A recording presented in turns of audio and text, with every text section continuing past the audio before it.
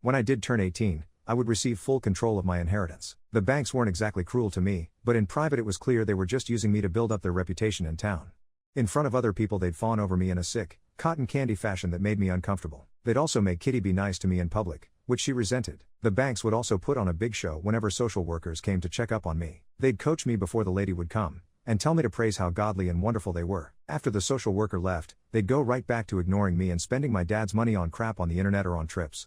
It was clear to me even as a tween and teen that the banks were only using some of my endowment, both from the state and from my trust, to take care of me. The rest, they spent on themselves. As I grew older I could see that my foster parents would pretend as though they had great business acumen and that's why they had more money and could buy a new Volvo. Where I'm from, a new Volvo is an event, and take a trip to New York and buy fancy clothes for Kitty. When I was 17 I noticed that my foster parents were stockpiling away my trust fund money to pay for Kitty's tuition to college. Throughout this time, the banks would never outright say so, but would heavily imply that I owed them and that once I got control of my inheritance, that I should be godly and generous and give them some material compensation for all the work they did to raise me. I think they already got lots of material, especially since Mrs. Banks practically stole all of my mom's antiques from her store and kept them for herself, gave them to Kitty, or to her other relatives. One thing my mom never kept at her store was an extremely expensive, Baroque-era fine china set, absolutely complete and worth tens of thousands of dollars. Not a replica, but the real deal. So real, Napoleon Bonaparte himself might well have eaten a steak off those plates. Probably not, but you get the point. It was my china set of course, but Mrs. Banks thought I was an idiot and didn't know that. She would always talk about how this china set will go to Kitty on her wedding day. Mrs. Banks assumed that since I always dressed like a tomboy, didn't care about all my mom's antiques that Mrs. Banks stole or gave away, that I just didn't care about the china set.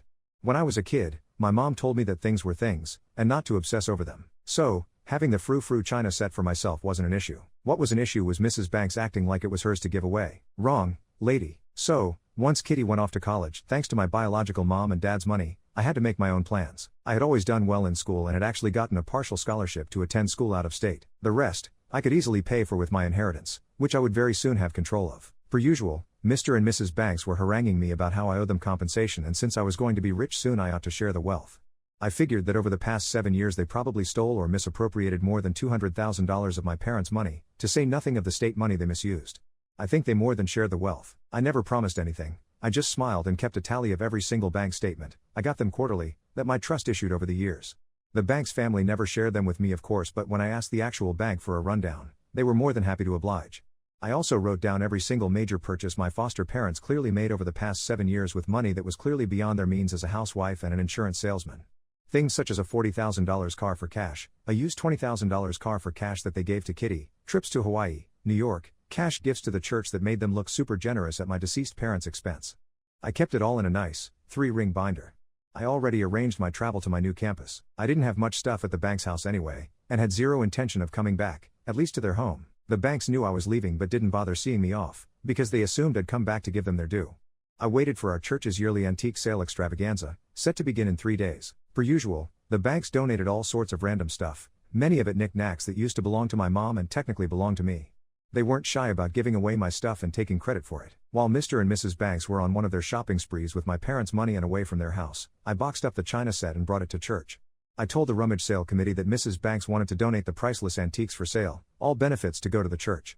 This donation is made in the name of Mr. and Mrs. Banks. I was being fair. If Mrs. Banks was really so godly, she would be delighted that such a wonderful donation be made in her name. Sadly, I knew she'd go the other way, because she was faker than porn star implants. The ladies were flabbergasted, especially when I told them the appraisal of the set's value. I also told them that if they needed proof of ownership and right to sell, to contact the number of a certain attorney in New York. They thanked me profusely and praised the Lord Jesus for Mrs. Banks' generosity. This would be the most expensive item in their sales history. Everyone knew no one could afford to buy the set outright, but everyone would love to buy the pieces piecemeal. Like, I got a cup and saucer, or I got one of the chargers. I got an egg cup. The Banks were supposed to work the sale the second day and I wasn't there. What I did hear was that my foster mom went ballistic when she saw her china set for sale, and that it was a huge hit, and ladies from all over the county had bought pieces of it, and it raised so much money for the church.